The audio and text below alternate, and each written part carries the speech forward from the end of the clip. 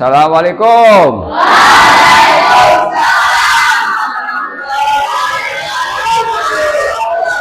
Gimana anak-anak kabar hari ini?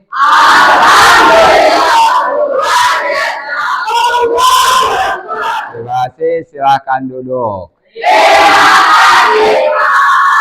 Oke anak-anak, hari ini kita absen dulu. Sebelum di absen, silakan anak-anak pimpin doa dulu. Siapa yang biasa pimpin? Ketua kelas ya, silakan ketua pimpin. Oke, kita absen anak-anak. Siapa hari ini yang tidak masuk sekolah? Siapa? Ebe Haris. Apa keterangannya? Sakit. Terima kasih. Mudah-mudahan yang sakit cepat sembuh ya. Oke anak-anak.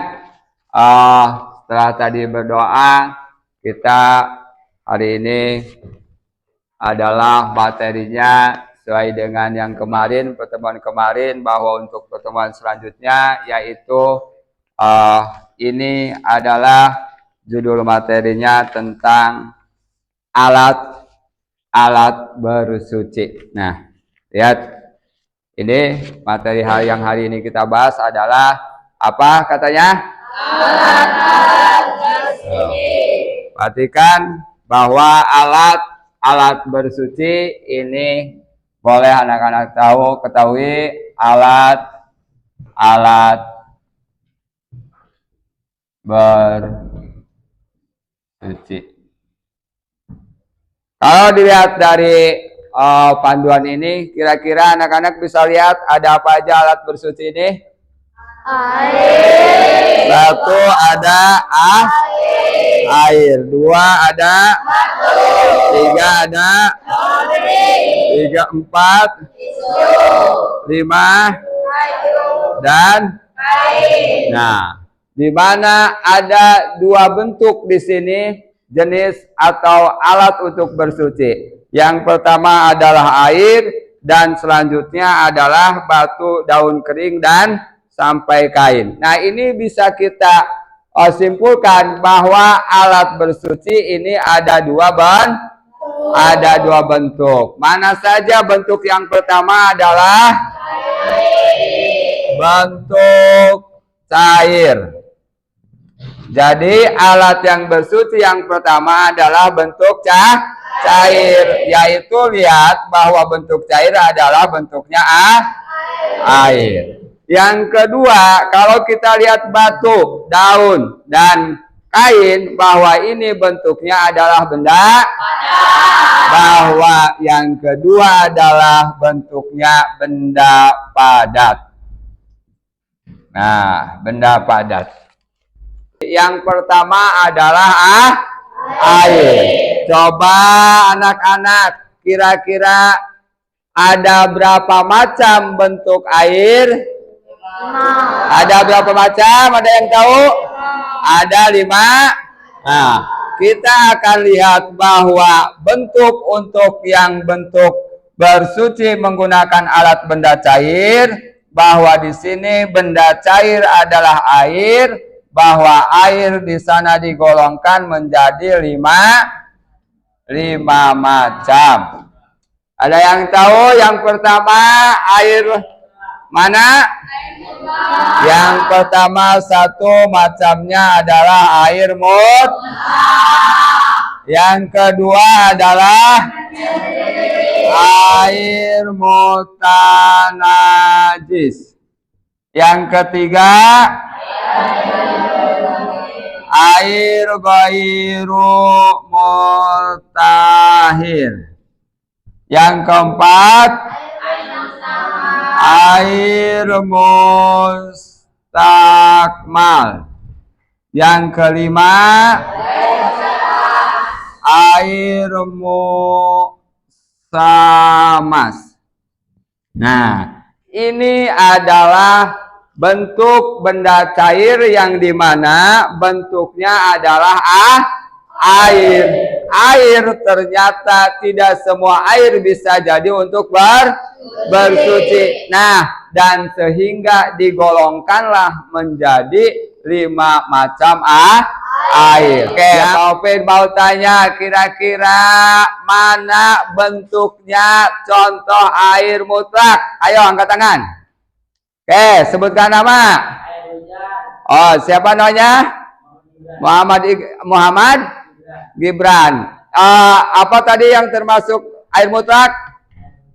Air hujan, air laut, air sumur, air sungai, air es, dan air lain-lainnya masih banyak. Tepuk tangan dulu untuk yang menjawab.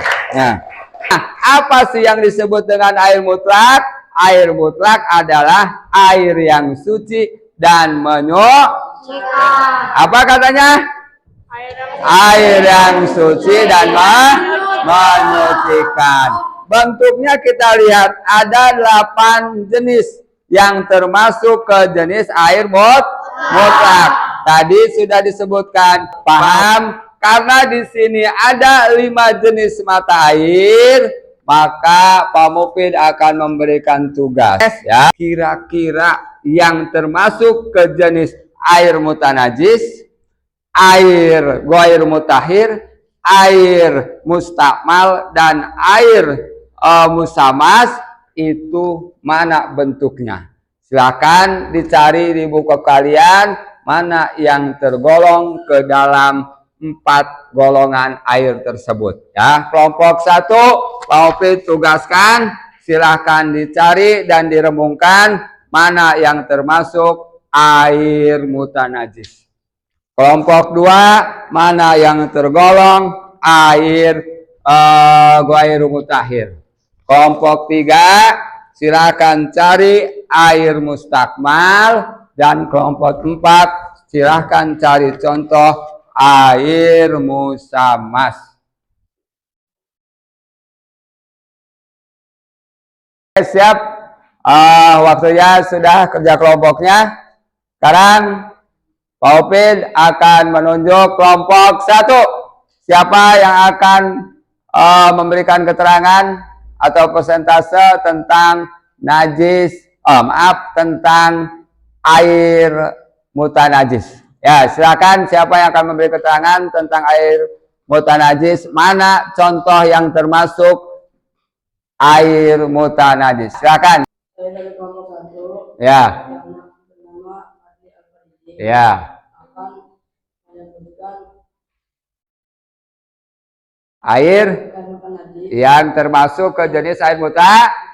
Silakan, mana bentuknya atau contohnya? Air yang sudah berubah warna, bau, dan rasanya karena terkena najis. Ya. 2. Air yang berubah warna, bau, dan rasanya karena terkena najis meskipun dalam jumlah yang sedikit, kurang dari 2 bulan. Oke, siap, tepuk tangan dulu untuk kelompok 1. Di mana kelompok 1 menerangkan bahwa bentuk air mutanajis adalah air yang berubah warna, berubah bau, dan berubah bentuk. Dikarenakan apa? Dikarenakan terkena oleh najis. Itu ya. Jadi kelompok 1 luar biasa. Tepuk tangan untuk kelompok 1.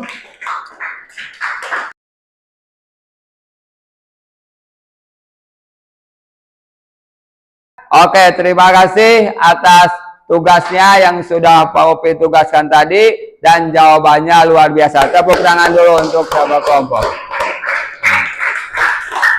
Terima kasih ya.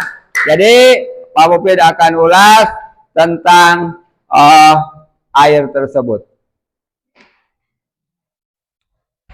Nah, setelah tadi Pak Mufid memberikan tugas bahwa kita tarik kesimpulan bahwa air di sini tidak semua air kita bisa gunakan untuk bersuci, benar? Ternyata ada air yang bisa digunakan untuk bersuci dan ada air yang tidak bisa digunakan untuk bersuci. Tadi mana macam air yang bisa digunakan untuk bersuci? Airnya yang mana? Air yang mutlak. Mana yang tidak bisa digunakan untuk bersuci? Yaitu air mutanajis. Air yang mana lagi? Mustakmal. Nah, maka ada air yang bisa digunakan untuk bersuci, ada yang tidak bisa digunakan untuk dan hanya ada air yang boleh digunakan untuk minum dan tidak boleh digunakan untuk bersuci. Mana? Ada yang tahu? Air mana yang hanya bisa digunakan untuk minum, tidak boleh digunakan untuk bersuci? Air mana? Yaitu air ghairu mutahhir. Maka air tersebut kalian sudah mengetahui bahwa jenis-jenis air dikelompokkan air menjadi 5 dan di sana sudah dicontohkan juga bentuk-bentuk air. Nah, jadi untuk pertemuan sekarang bahwa bentuk alat bersuci di sini dibedakan menjadi 2. 1 benda padat dan 2 benda cair. Yang dimana hari ini kita bahas benda cair adalah bentuknya air, benda padat tadi bentuknya adalah batu, kayu, tisu dan kain. Maka boleh kalian gunakan untuk bersuci. Mungkin untuk pertemuan minggu depan itu kita akan membahas tentang air yang digunakan untuk bersuci, yaitu dari hadas kecil atau hadas besar. Untuk pertemuan yang akan datang kita akan membahas tentang hadas-hadas. Karena hadas itu terbagi dua.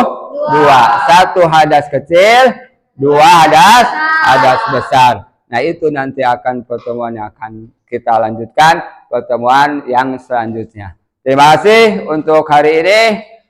Kurang lebihnya minta maaf. Akhirul kalam. Wassalamualaikum warahmatullahi wabarakatuh.